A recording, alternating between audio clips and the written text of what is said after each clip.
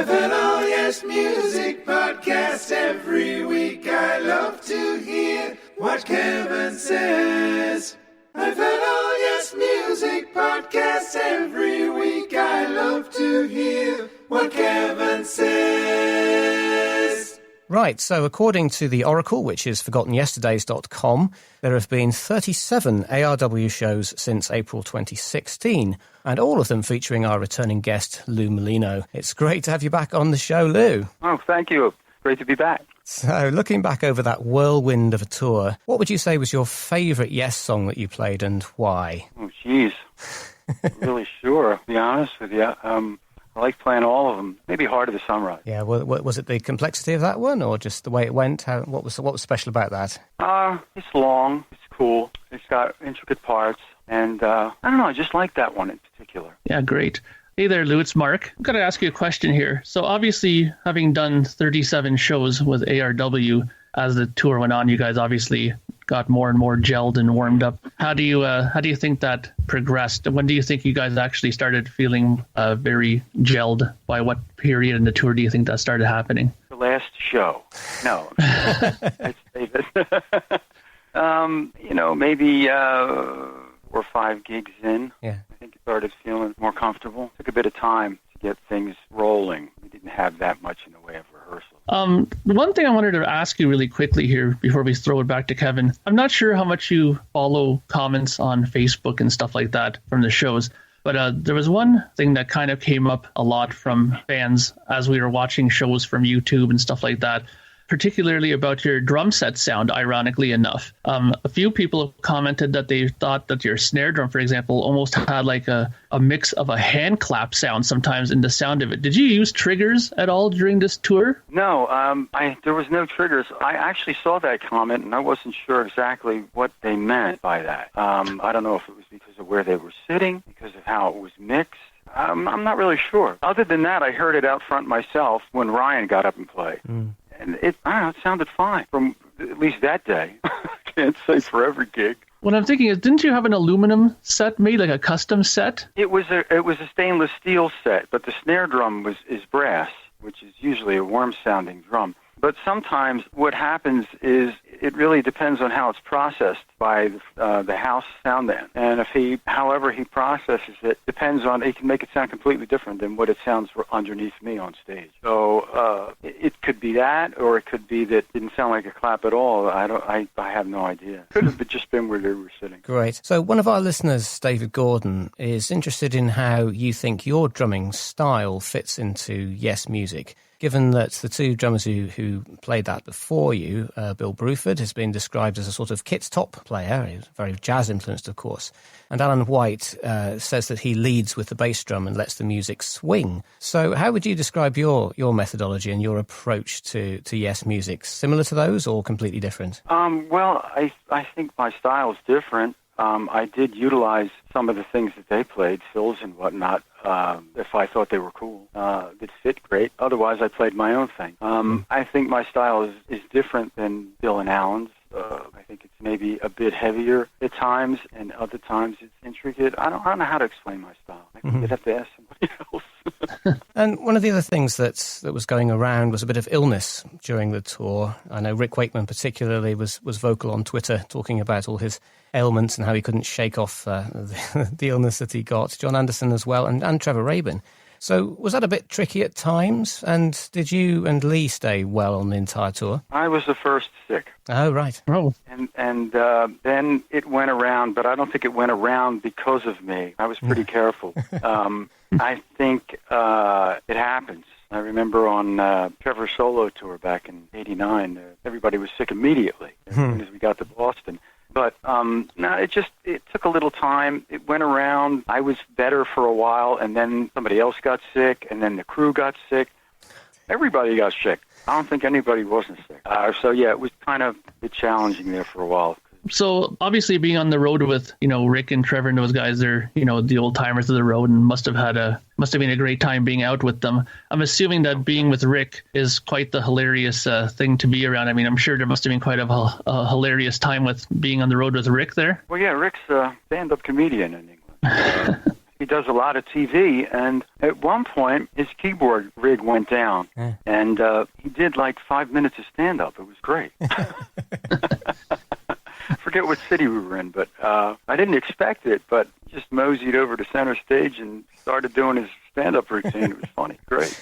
Excellent. Did you all travel together? I remember seeing a photograph of you in an airport, all walking along together and bumping into some other famous faces. But did you all travel together? Yeah, we all traveled together all the time. It was a lot of fun. So let's talk about Lee Pomeroy for a minute then. You and Lee formed a formidable partnership in the sort of engine room of the band. So how did that develop over the tour? It was straight away. It was great. As soon as we met, we got along immediately. We're very similar. I'd say to him, we're the same, you and me. I guess it's from a movie, but we're similar in a lot of ways in what we like musically. And we formed a friendship and a loving relationship. It was easy right away. I thought it just was better.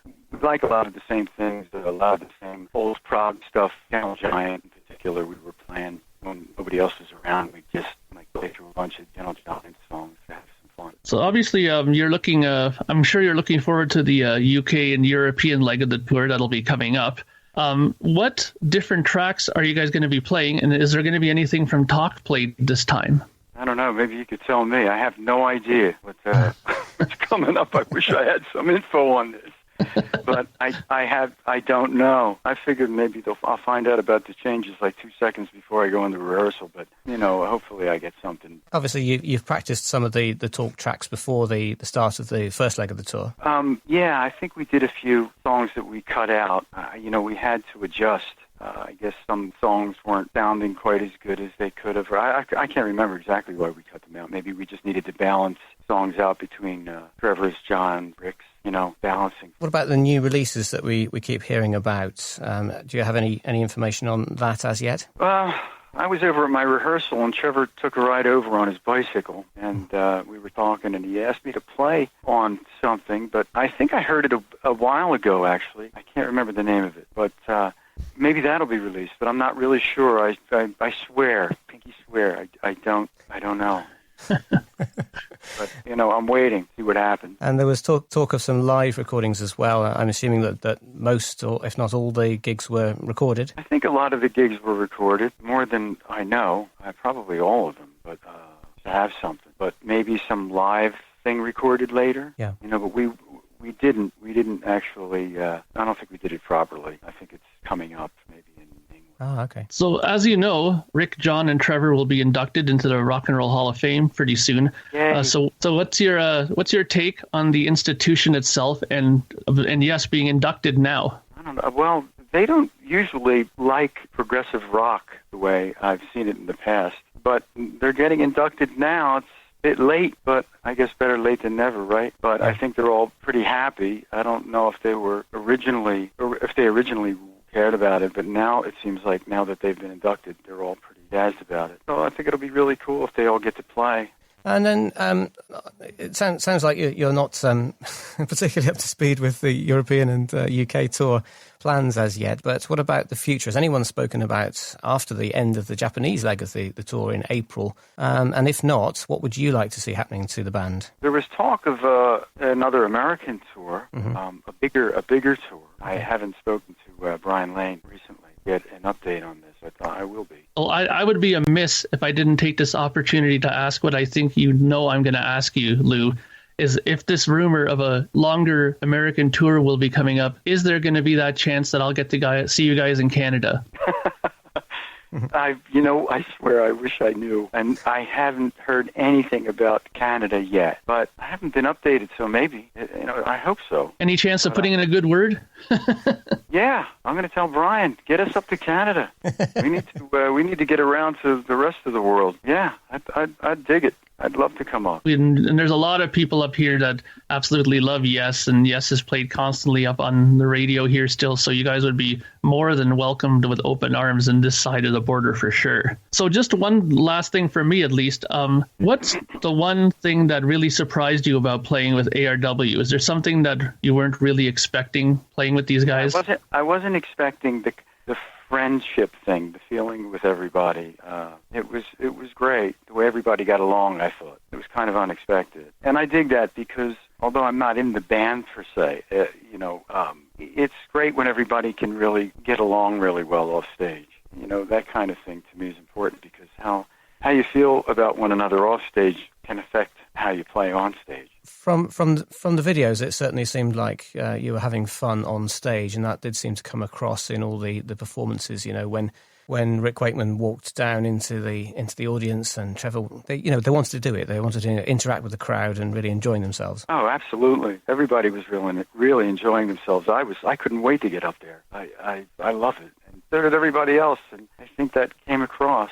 I don't know how it compares to the other Yes, the original Yes or whatever, but we were having a great time. It's serious music at times. It's not the Rolling Stones, fun rock and roll, but we still try and make it like that. It was interesting. I read a piece that Lee Pomeroy wrote about playing in various different bands, as he's done very recently, and playing with Jeff Lynne's ELO, for example. And he was saying that one of the issues, no, he didn't have an issue with it, but one of the things which was different about playing for someone like him was that the parts were very much set and he couldn't really deviate from them. But the joy of playing with ARW was that he could improvise, he could play a different thing every night. Was that a little bit like how you found it? Yeah, exactly. They featured us, which was great. They didn't have to. Yeah, we're able to expand musically. It's more than, in Lee's case, I kind of want to speak for him, but it's more, I guess it's more set in stone with ELO. They rehearse a lot and everything is, I guess, pretty much the same when they play it night after night. And it is kind of with us too, but there's a little more freedom with us. And that makes it great. Improvise more. And Lee got a solo, I got a solo, everybody took a solo. Kind of cool. I guess it's kind of out of style a bit to be doing that. Drum solos and whatever, but it was cool. I really enjoyed everybody dug their part. Yeah, absolutely. I'm just wondering one thing. I know that you are still a little in the dark about some of the things that are going to be coming up in the UK and stuff, but I wanted to kind of put a little bug in your ear about something.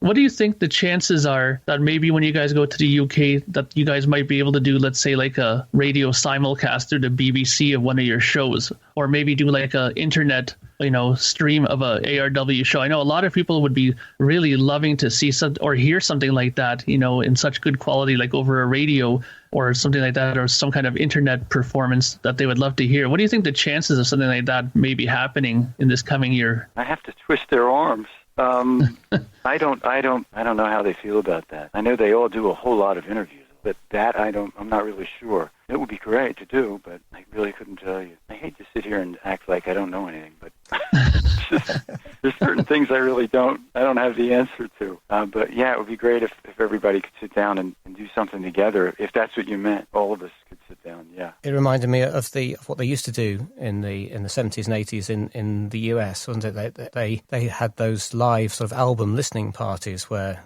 bands turned up at a radio station and played the album and talked to the DJs. It'd be fun, yes, to have you all in the same place at the same time, just talking about about the concerts. That would be good fun. Yeah, I do remember those situations back then. I also remember you used to be able to turn on the radio and hear a whole album cut, right? The whole side of the album back then. It was great back in 1971. Yeah, but I mean, they also had remember the King Biscuit Flower Hour where they would do a live, where they would broadcast a live performance of the band.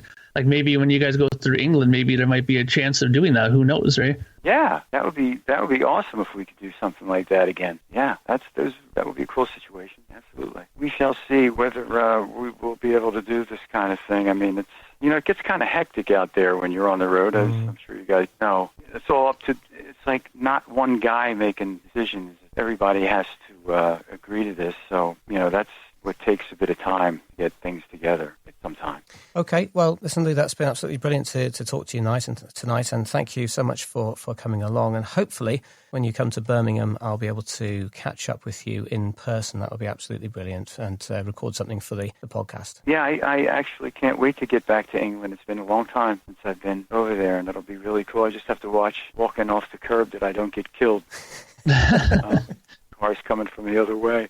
Happened when I was there last. But yeah, I can't wait. That'll be great. Hope to see you there. I'm sure I will. Thank you. Awesome. Olá, sou o Miguel Falcão, de Coimbra, Portugal. Estão a ouvir o Yes Music Podcast.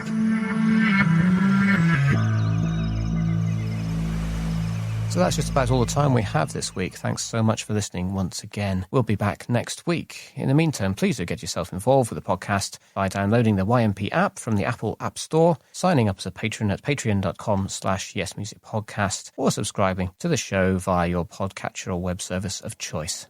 So until next week, just remember, whatever your progressive rock question, the answer is yes.